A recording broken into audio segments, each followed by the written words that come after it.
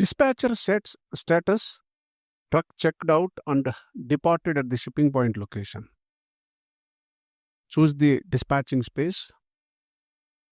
To open the app, select the Monitor Execution Freight Order style.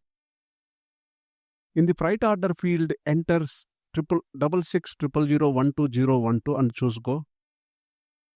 To display the freight order, choose Navigation. To display preview of a shipment document and choose Display. The print document is opened at a PDF file through Adobe Document Service.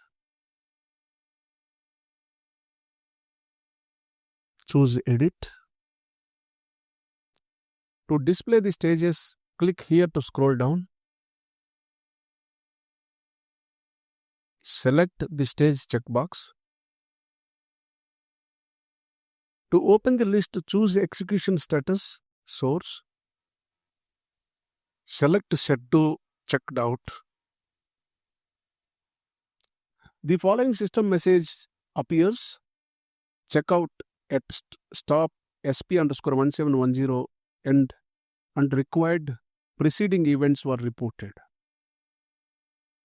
To open the list, choose Execution Status Source. Select Set to Departed. The following system messages appear.